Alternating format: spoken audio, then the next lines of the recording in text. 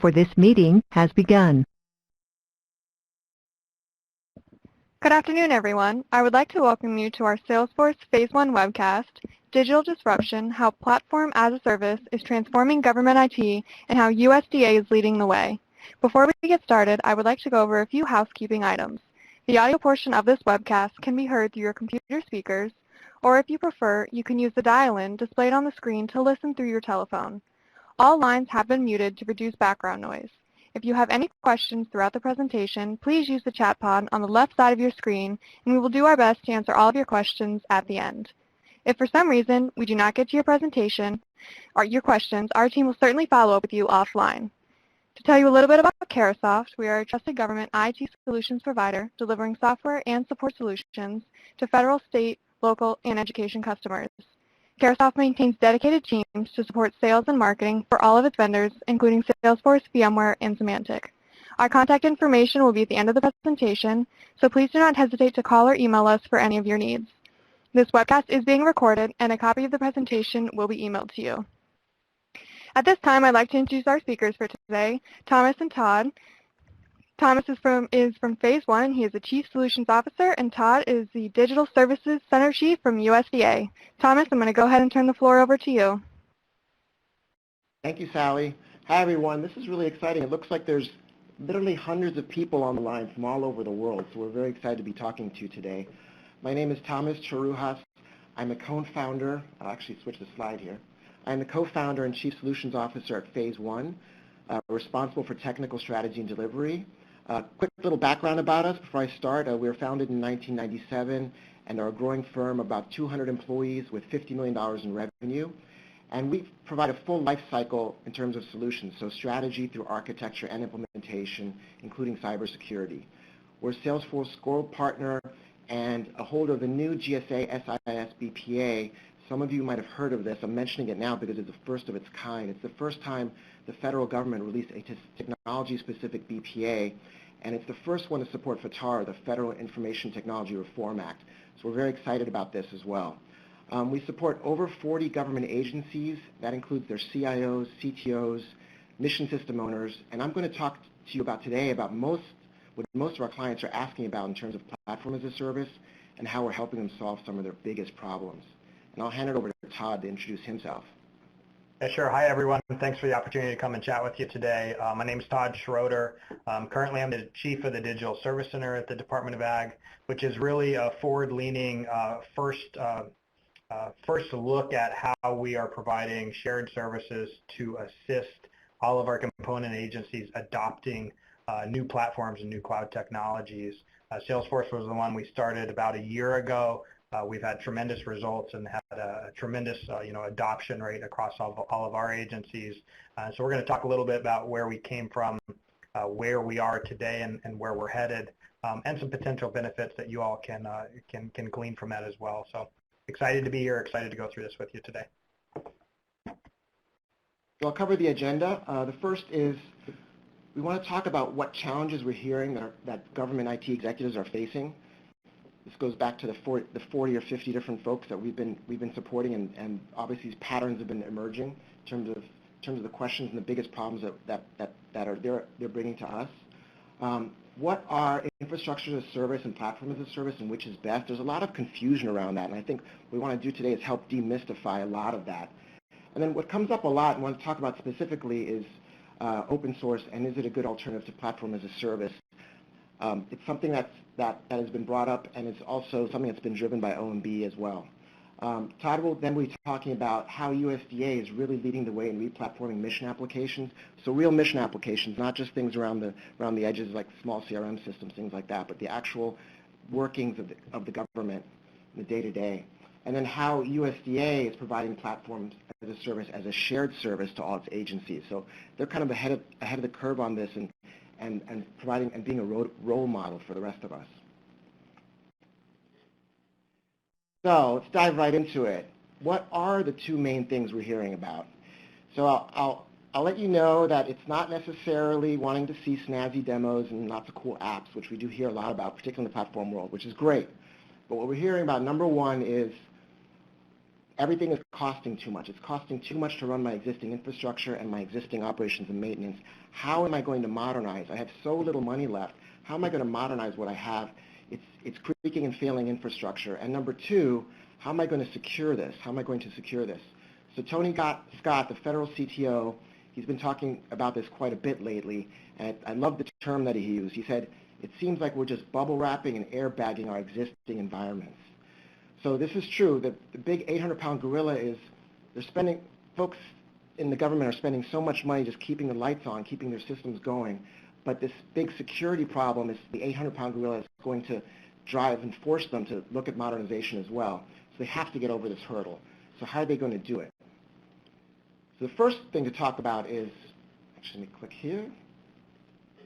Where's all the money really going? When you took a look at that pie chart and there's so little left for DME, I took a moment to really take a look at the stack, and not in the traditional way of just the lower end of the stack of software, but the types of things that government is doing.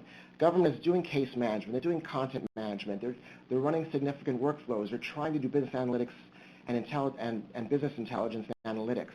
So if you look at this stack from the bottom on up, where you're talking about just the facility and the hosting and the network and the hardware and then the database and your app containers and runtimes, things like WebLogic, but then you have other elements on top of that.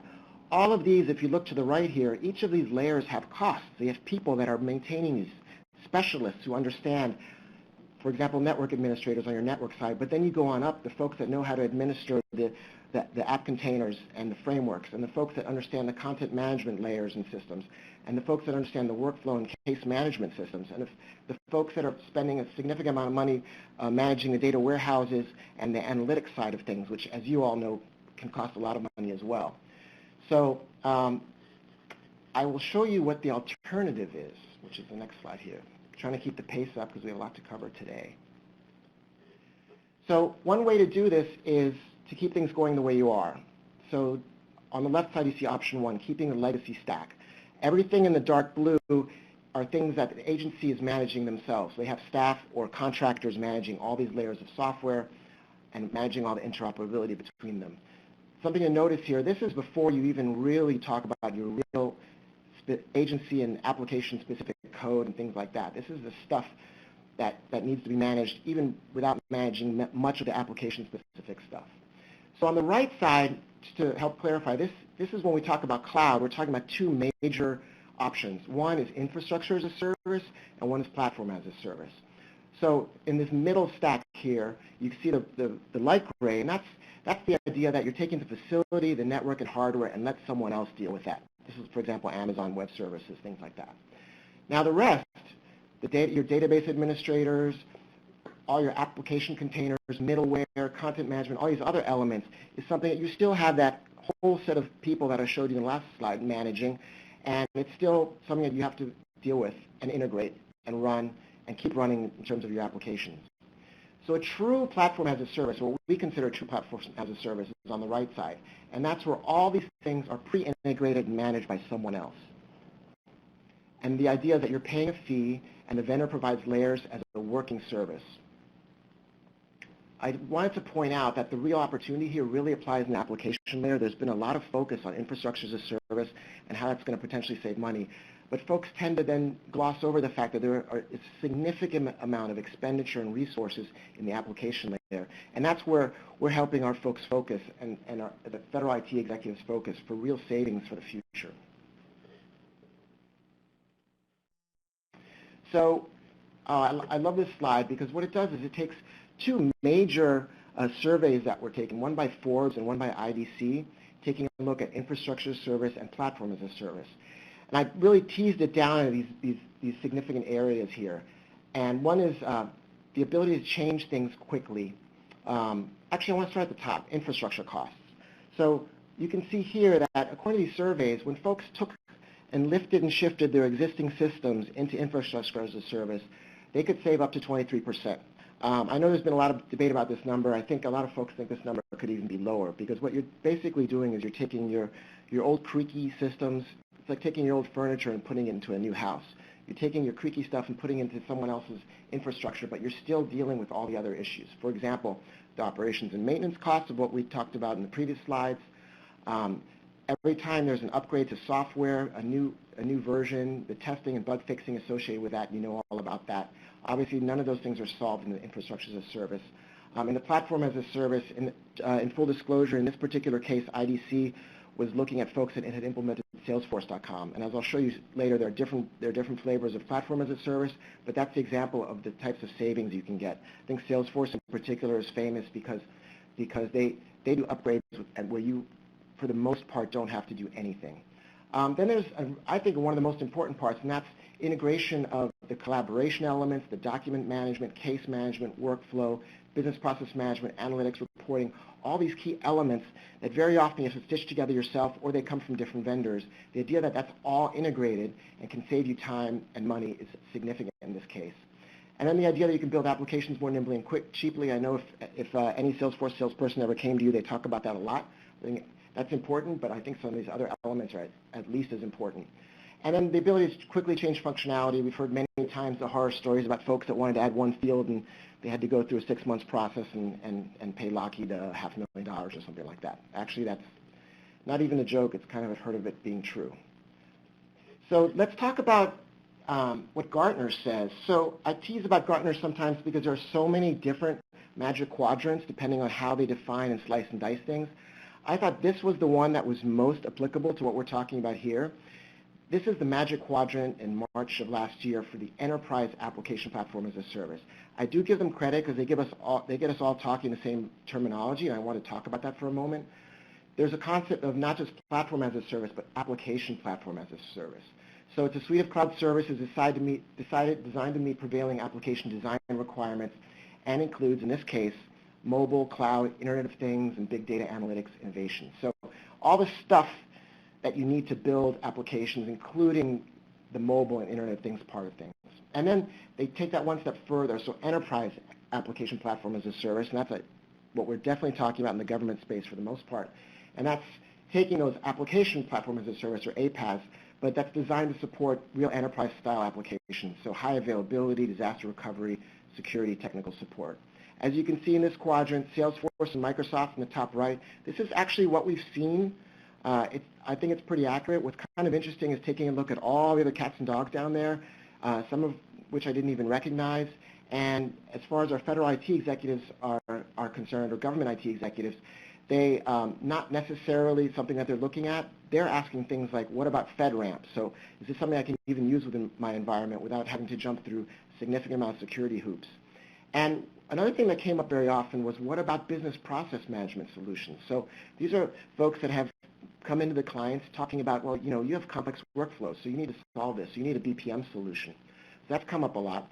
And then another thing, because of quite a bit of guidance from OMB and in general, what's been happening, and I'm a huge open source fan myself, the question was, well, what about open source here?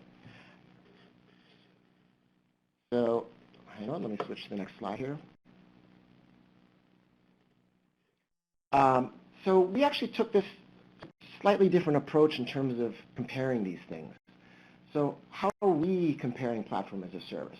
Well, first of all, you'll see the kind of blue stack that talks about, that shows you the way we view infrastructure as a service. And this is similar to what you saw in the previous one. And that is, it's basically you've got your facilities, you've got your hardware, network, and operating system, and usually virtualized infrastructure, so your VMware. And that's what Amazon Web Services and other ones provide. They make it easy for you to provision software on top of that and then flexibly adapt how much storage and processor you use, for example. But then when you start going up and thinking things like your application container, your web logics and other runtime, your framework abstraction layers, and then obviously your workflow and BPM tools, now you're getting the stuff that's really necessary for these enterprise applications to be useful in the government space. And then the highly integrated application components. I want the collaboration, the CRM, the case management, document management, analytics, mobile. I want all that stuff to just work. I want it to be pre-integrated. I don't want to have to worry about that. I don't want to have to integrate it myself and hire a whole army of people that understand the different facets of that. I want to just work out of the box. And then a term actually that comes from Gartner, this high productivity, minimal code app design and development. The idea that you can do a lot with point and click as opposed to a lot of code, a significant amount. And then the concept of an app store where you can download elements and increase the functionality that you have from an app store. And you want that to have critical mass. Once you have critical mass, that means that the larger and more significant vendors are actually building applications on top of the platform. So that's where the three red stacks on the right come in, and the way we're showing that platform as a service really is not all the same thing. So on the left side, you have the IBM Bluemix or Microsoft Azure, and that's really, they're very good for the bottom parts of this stack here and for provisioning software. Microsoft's interesting. You can even provision Oracle software. You can provision open source software. They make it very easy to do that and have it hosted and be in an expandable way. Then specifically because of all the questions around BPM, we added those in this next middle stack, red stack here. So you have the Pegas, the Appians, the MicroPacts. They made quite a bit of inroads in terms of the BPM side of things, but they haven't quite built their capability out to a full platform like Salesforce. Salesforce has all these elements pre-integrated in a way that I don't think anyone has come close to, and their app store has a critical mass. The other thing that Salesforce has, which we found really, really interesting and really important for building mission applications, is that the underlying platform that they had originally designed to build their software as a service is very powerful for building applications. It's kind of like when Amazon at first was only selling books, and now they're actually doing something completely different. They're providing some of the great software they had, the infrastructure they had underneath, providing that to you. Well, Salesforce took their platform for building applications and has now allowed everyone to use that and buy that as a service, along with some of the pre-built SaaS elements. And it becomes quite a bit of gray area, for example, if you're doing case management, where you get a whole ton of functionality out of the box with their Service Cloud. So it's almost software as a service, needing very little changes to actually make a difference to build your application. So let me talk briefly about open source. So will be the first one to tell you that comparing open source and platform is actually comparing apples and oranges, but it's coming out a lot in terms of where executives they're just struggling to find a solution. So they're hearing different things.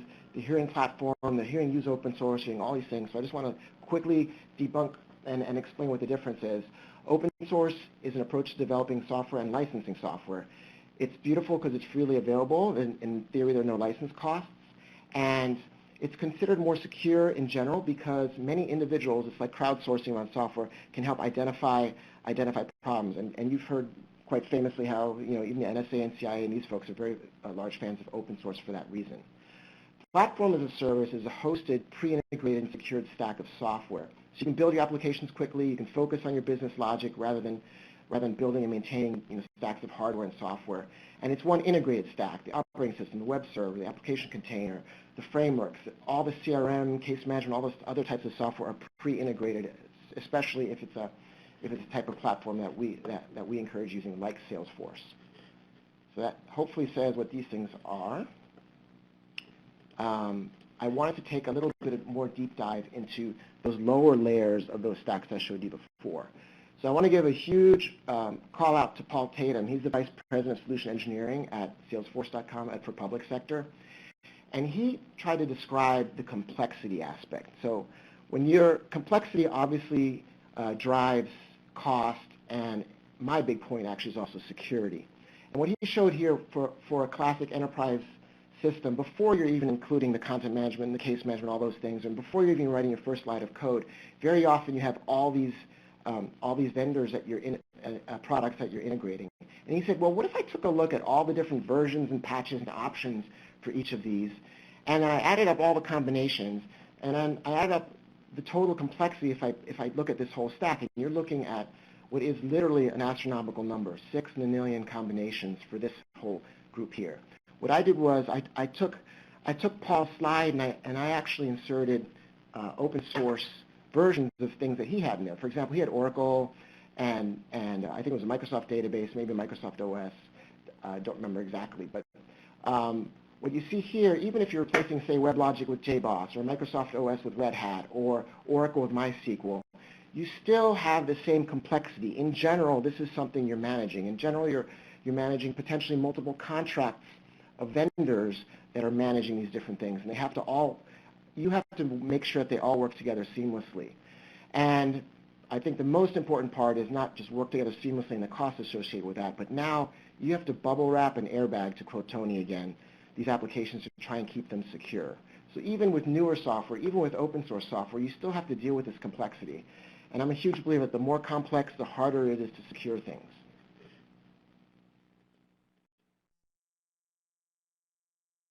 Also, so we talked about the security aspect. I did want to talk quickly about the cost aspect. So I'm not naming any names to protect the innocents. This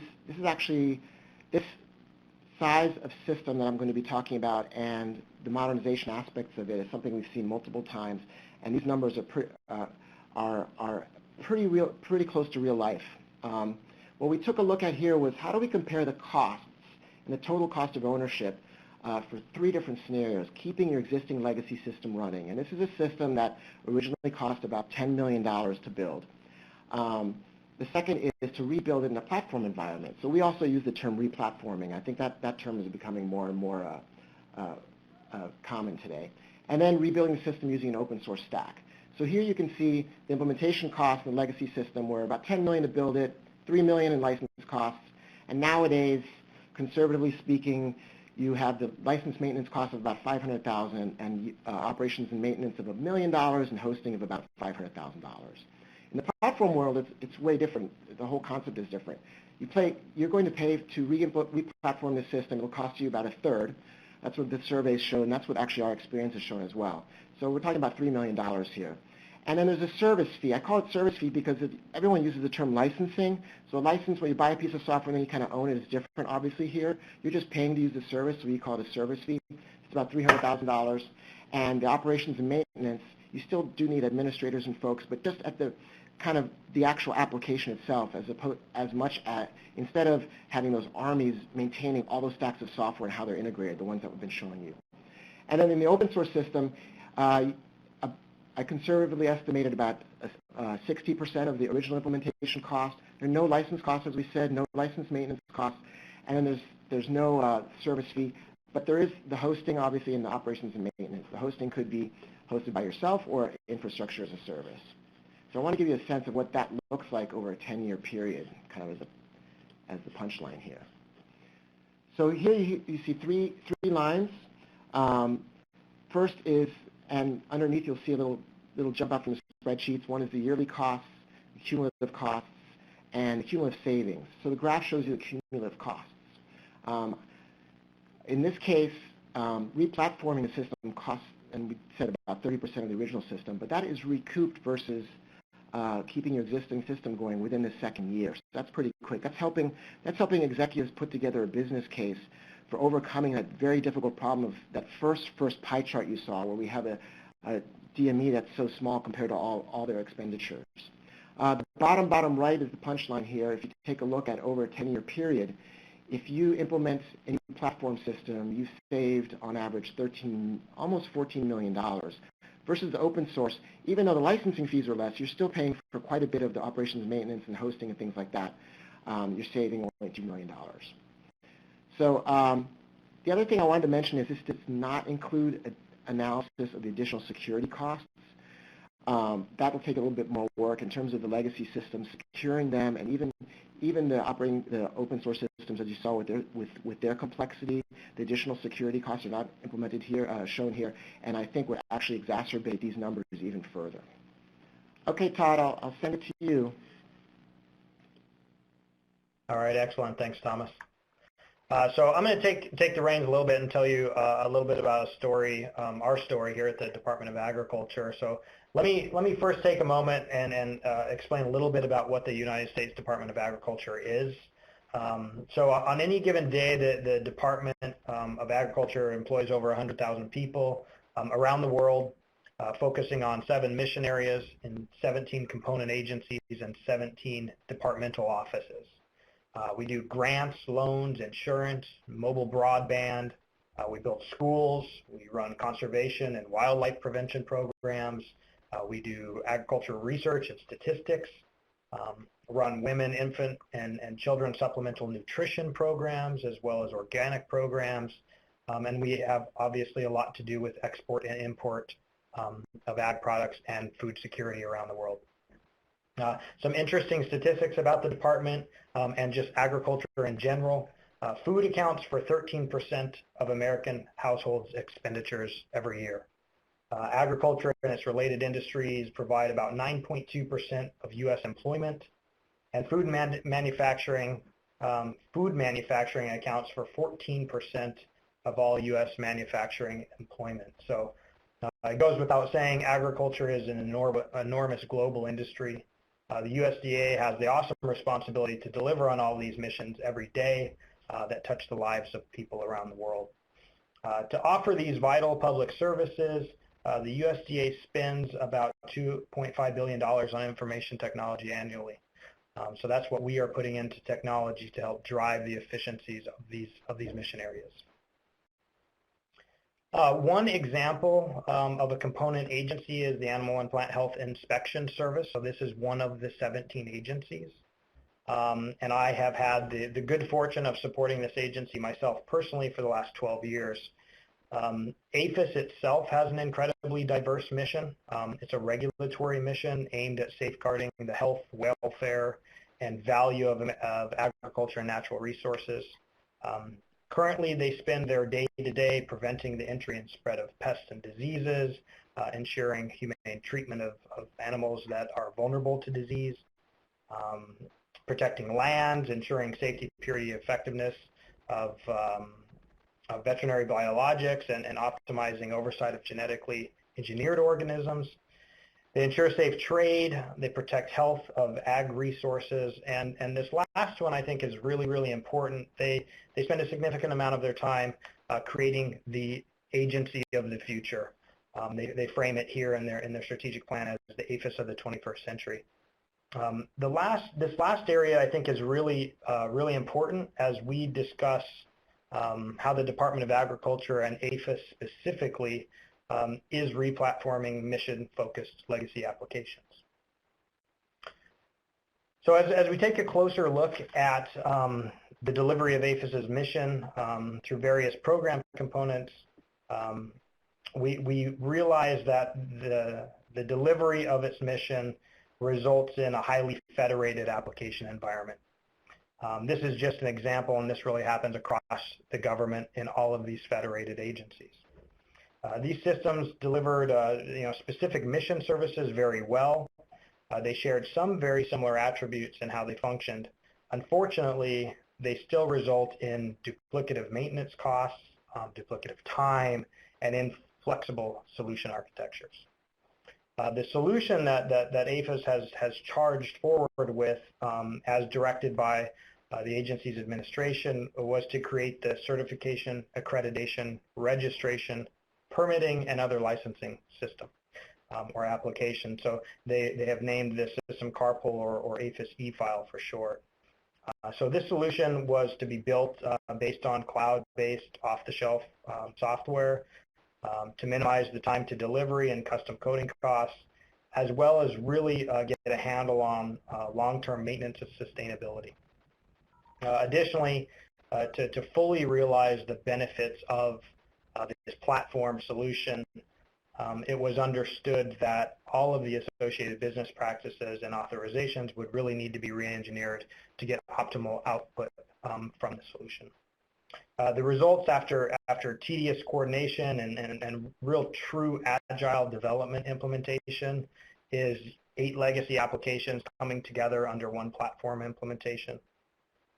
Over 900,000 authorizations being delivered across 100 unique authorization types, processes being optimized. Examples are, for a single authorization, we're 30 days down to 5 minutes, and 45 independent process steps down to 15 steps. So the authorization reuse engine, which I think the bottom part of this slide really tried to depict, represents a real foundation that allows for many, many disparate systems and unique authorizations to fit into a single platform, but still allow for different business units' operational autonomy. And that was really key. We're balancing a single platform with the desire for organizational autonomy. Places, characteristics, people, and workflow all come together. to automate business practices and really provide maximum efficiency in each unique situation. The ultimate benefit is really for the public, for whom APHIS is servicing, as well as for the business units who also need tools to ensure maximum government performance. APHIS and really Carpool specifically represent an amazing example of a single component agency adopting platform as a service. As Carpool was being developed, I realized that many applications were being developed simultaneously within APHIS, and many, many more applications were being developed across the USDA. This represented a concern for really the future of cloud PaaS adoption that needed to be strategically mitigated.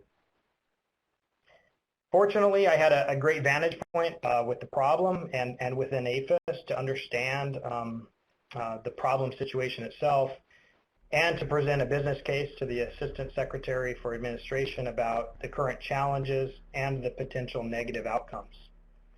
So to fully understand the construct of this business plan, let's first take a look at the road the USDA was initially on.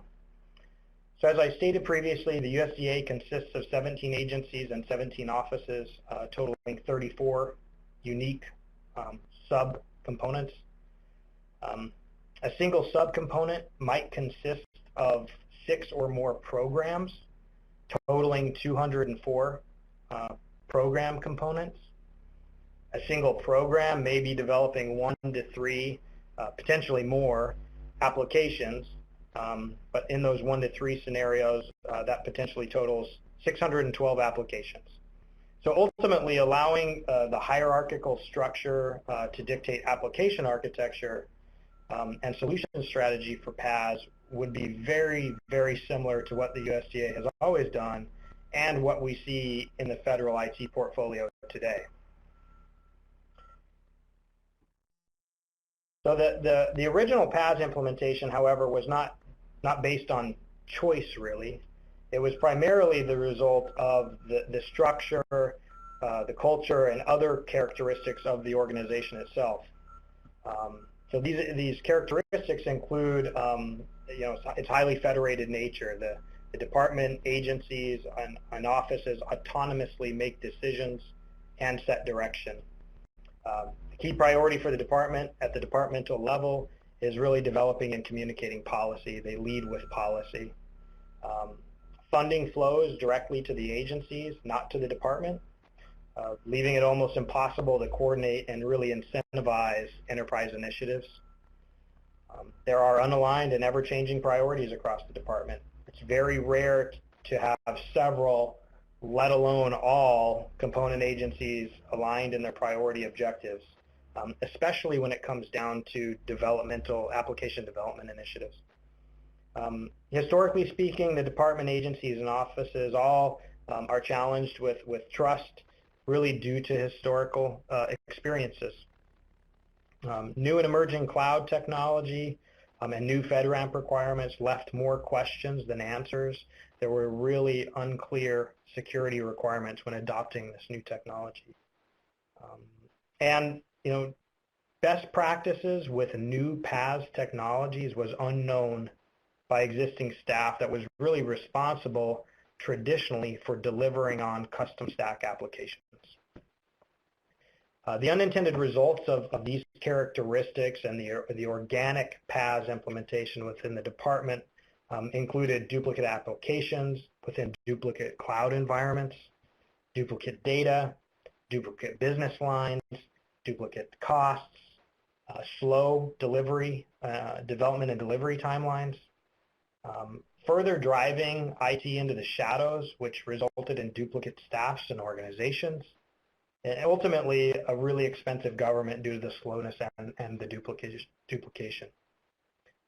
So although, as we learned previously from Thomas, PaaS can offer many, many value propositions to federal agencies, allowing its adoption organically without considering changes to the structure and roles, the culture or other characteristics of the agency really results in nothing different than what we already have today. So allowing this structure and culture and characteristics to run on autopilot will continue to result in duplication, slowness, and ever increasing expenses. This is especially true when adopting new technologies. PaaS is included here. My digital service center business plan stated very simply that we must change the model now if we don't want to recreate our past mistakes with new technology. So top to bottom, left to right on this slide, we're going to examine the new digital service center model, looking first at, first and foremost, what value our customer base really wanted. So our customers really wanted to gain the efficiencies and the benefits that come with an enterprise platform as a service capability. However, they being component agencies were not in a position to make that so. Our customers wanted us to put them first, right? They wanted us to listen to them, to understand what they wanted, what they did not want, what worked and what won't work moving forward, so that we devise this service delivery model around what they want. They wanted us to lead with assistance. They needed answers and guidance. They didn't want just policy. They really wanted us to think about how we can be assisting them and what we can be taking off of their shoulders to support their success. They really wanted to help with skills and coaching, right? As we talked, and I think we've hit on this in several slides here, that increasing the skill set or uplifting the skill set across all the customers was a real priority. Establishing core skills and advisory services should allow all customers to speed through this learning curve rather than them having to do it independently of one another. Our customers really wanted us to offer the right services that balance bureau and program desires for autonomy versus their need for cost efficiencies and increased velocity. They really wanted us to break down traditional bureaucracy and really fight the traditional desire for lengthy, complex approval processes based on, solely on organizational structure. They were all very, very interested in agility, learning agile practices, and how best to incorporate it into their project-level application projects.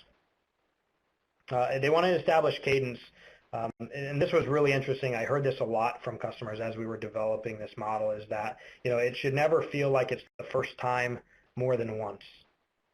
So establishing a cadence and a familiarity across what is going to be done and how customers can use it to their benefit was something that they really, really wanted, because historically speaking, it really just felt like it's the first time we're doing everything. They really wanted some incentives as well. So traditionally, using a shared service or centralizing anything tends to scare a federated model. So really spending some time thinking about how to incentivize those component agencies to come in and leverage a shared service or work with us to develop a shared service was important. And this comes in many different forms. I heard from many different customers. Some wanted recognition, some were really after the cost savings, rewards, or even future service discounts, as they considered, if I put something into the pot, will I get a discount in the future? Architecture and reuse, potentially one of the biggest services customers wanted. Long-term sustainability, cost savings, application reuse in particular, those things don't just happen because you're adopting PaaS, right? It must be built into the model. It must be considered and really thoughtfully carried out. And accessible innovation is the last one. There's many, many folks out there that don't yet have a formal project spun up, yet they have ideas. And so really to turn ideas into innovation that can be scaled into really enterprise solutions, you really need to consider that everyone needs access to technology to enable their ideas. So building in that excess capacity up front as a playground, as a lab, as whatever you want to call it, needs to be planned for. So these customer motivations led to really the design of a shared service offering we call within the Department of Ag here the Digital Service Center.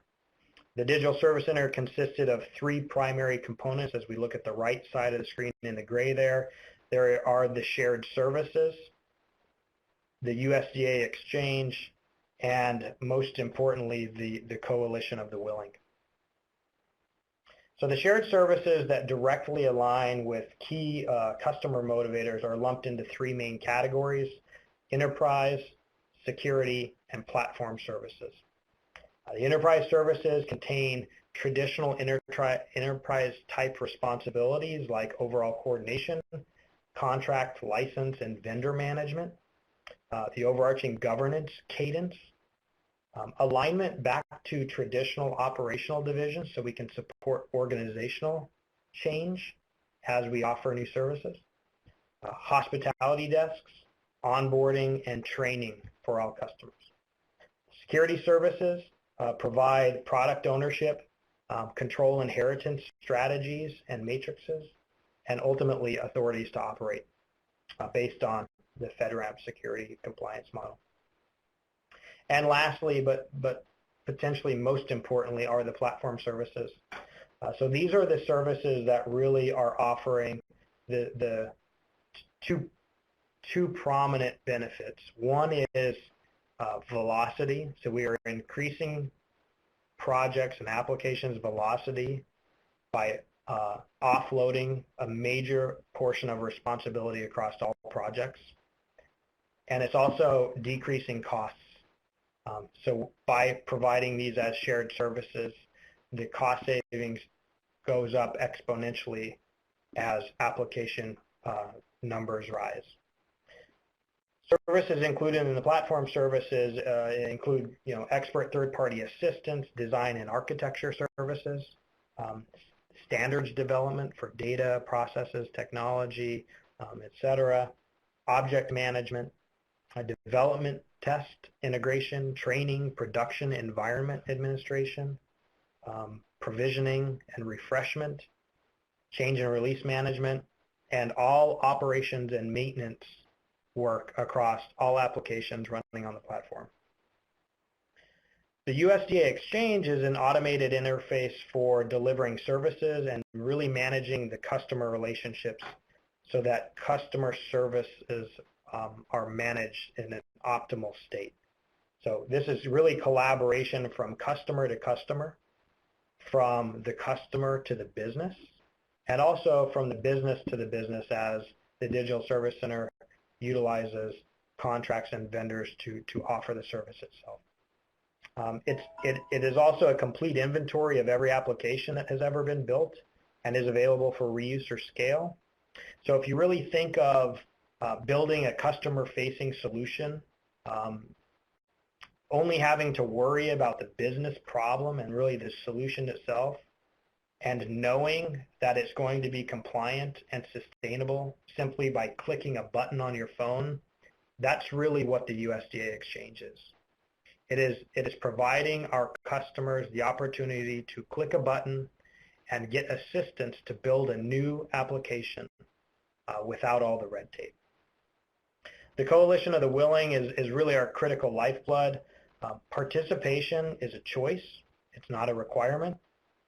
We developed the Digital Service Center from the ground up, really based on what the customers said they needed to be successful.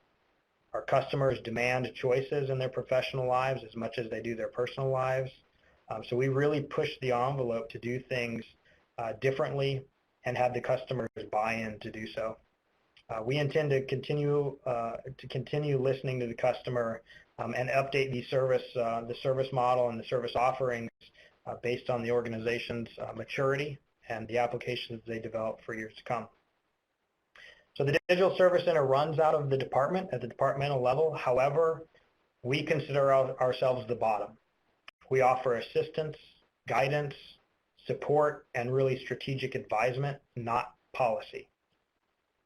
We're in the business of having answers and removing obstacles so that agencies can develop really mind-blowing applications with amazing user experiences that don't get hung up on the red tape and lengthy bureaucratic timelines. So the Digital Service Center is up and running and operates in a 100% cost recovery model. We receive no congressionally appropriated funds or any other kind of funds for that matter. We only receive funds from customers who buy our services. We really do this to stay relevant and challenge ourselves to offer the right services at the right price points, to always be thinking about driving down our costs or increasing efficiencies. And really, we operate at a cost recovery model because we want to make sure that we're offering the most valuable service to our customers, because we need to rebuild the trust across the department to do things the right way. So you're probably wondering if it's working. The Digital Service Center, as I said previously, is not a requirement for any of the 17 agencies or offices. However, we do have 100% customer adoption by choice. Total application costs are down due to the shared service model. The O&M service alone resulted in a 70% cost savings just this year. Data management as an enterprise asset is up and ever increasing due to the application and enterprise structure of PaaS. Velocity is up right now and improving. We're seeing applications delivered in 3 months instead of 3 years. Reusability is happening now and is ever increasing as well due to the exchange and building in reuse principles through the shared service offering. All in, total adoption, cost savings, reduced duplication, and increased velocity, and sustainable solutions for the future. I would say it's working very, very well. So well, I think it is the model for the future of PaaS. Thank you all for your time today. Great, thanks Todd. At this time, we will move over to the Q&A portion of this webcast. So if you have any questions, please go ahead and continue directing those to the Q&A pod on the left side of your screen.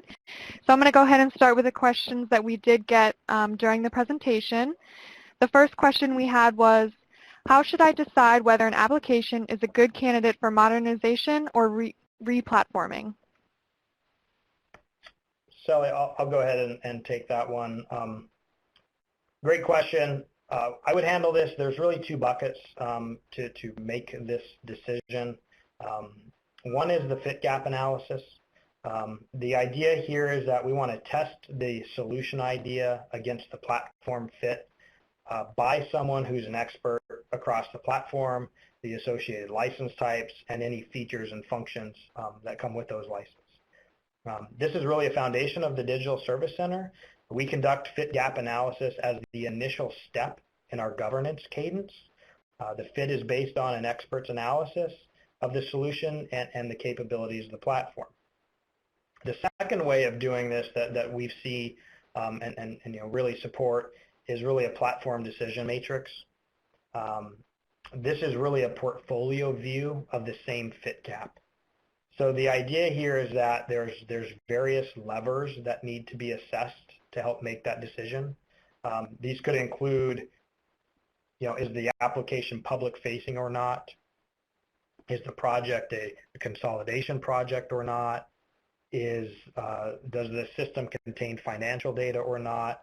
So ideally, a decision tree framework would provide a repeatable process to assess an entire inventory of applications and make repeatable decisions for what should be moved and what shouldn't be moved. The key here is really to knowing what's in your universe so that you can architect your new PaaS cloud the right way. I suggest you really think big here. You include everything, and you don't just think system by system. In many ways, the right PaaS implementation will cut across your inventory of systems. If done right, you could modernize a significant portion of your inventory and really position yourselves to integrate with just a few other key technologies to finish off the rest of the inventory. And if you had to pick one or the other, I would say do the fit gap up front and use that resource to help build in the or build the actual platform decision matrix. Great. The next question we had come through was, with PaaS, would I, as the customer, manage my application costs and the DB data only?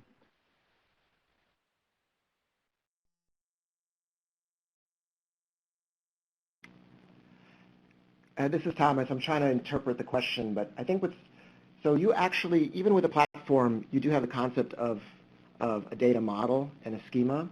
And what usually a good platform will allow you to do is just design that as you would graphically and not have to worry about all the underlying aspects. For example, indices, the management of data, the logs, the backups, all those types of things. So what happens is the types of things that your average software developer they're used to dealing with kind of at the, the logical and entity level and the relationships, just having to understand enough about that and in terms of all the underlying database specific things, a good platform should be able to handle that for you, and so you don't have to worry about it.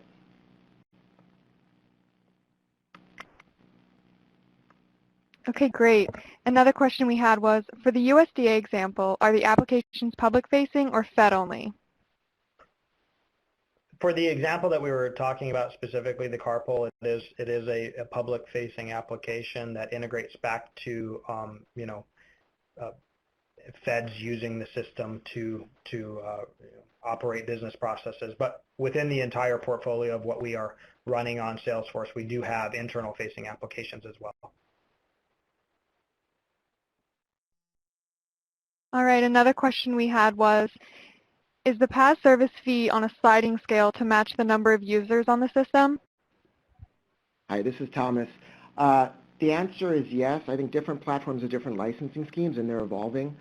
What's interesting is most of them are driven by the number of users, but not necessarily by the number of applications. So a lot of the things that Todd is talking about in terms of, for example, I might have a big intersection of the same users for many different types of applications, and that actually, if you think of this, the service center, his digital service center, thinking through those things actually can save quite a bit of money, because if you have the same people, you don't have to pay for additional applications, but you're still paying for the same people and not anything additional. It's a huge cost savings opportunity.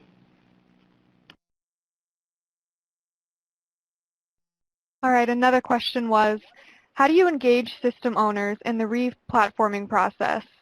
Is Agile Development a good idea for these kind of efforts? Sure. So I would say there's really two key points here. The first is the acquisition and compliance related stuff. This is the security, the licenses, tech standards, release management. This is the shared service and should really be a key point of interaction to explain in real business terms what can be accomplished and how. This could include your application rationalization support so that people know if it's a good fit or not. The second point of interaction is really at the project level, and undoubtedly this is the more complex point of interaction. As in most cases, you're dealing with a lot of differing expectations and potentially high volumes of people and ideas. Agile is perfect, I think, for this scenario. With a caveat, when I say Agile is perfect, I mean actual Agile. I don't mean Agile as some sort of definition for waterfall or some other development methodology. I mean real Agile where S1s and S2s and structured Scrum teams are around the business needs, the organizational staffs, and others to ensure that all the voices in the room are heard, their needs are prioritized, and then appropriately acted on. The reason Agile is perfect is because you really are configuring enterprise software very quickly in small chunks. The platform, Salesforce is perfect for allowing this quick configuration. The trick is to leverage Agile to coordinate the customer base to make equally quick decisions. Great. Another question we had, on a re-platforming effort, how is security and privacy handled? Hi, this is Thomas. This also depends on the security model of the different platforms. We can talk quite a bit of Salesforce because the whole security model is built in from from the beginning in terms of how it was designed. So when you're thinking about roles, who can access what data element, what field, all those types of things, those are things that can all be configured. It's kind of an out-of-the-box functionality to be able to do that without having to add any kind of software, change things depending on the different layers. It's pretty sophisticated in the way it does it. If you're talking about some other platforms where you're provisioning the software layers yourself, then it really depends on the security models of those individual pieces of software and then kind of your overall security posture. But if you're using something that's as integrated, that's why I talk so much of the whole concept of being pre-integrated. As pre-integrated Salesforce, I don't think anything comes close in terms of taking the business rules and security rules that you define with the business users and actually apply it to the system, and it just works. All right, another question was, how would licenses be shared if business users have access to different orgs on Salesforce under one agency? Do we have to pay for a license on each org? So the licensing, I'll take this real quick, Thomas, if you want to jump on after. The licensing situation is really between you and the vendor. It depends on the agreement that you have in place with Salesforce and ultimately your org strategy that will dictate if a single user can access applications that exist in one or multiple orgs or not.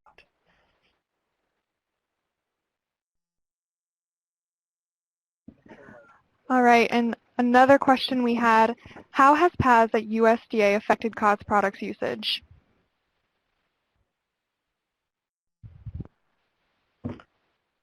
That's a great question. I think that we have seen some of the original adoption of PAS or actually replacing COTS packages, and the primary reason they were moving in that direction is to, they got a great benefit from adopting PAS. They didn't have to maintain custom code anymore, but now there were these questions of infrastructure costs and ongoing maintenance costs. And so I think some of the early adopters of PAS were looking to get to that next level of cost avoidance or cost savings by saying, I'm really adopting COTS, but now I don't even have to maintain the infrastructure side of it as well. And then with the Digital Service Center coming along, they were getting a cost savings on operations and maintenance and other services to maintain their solution as well. So I think it has impacted it.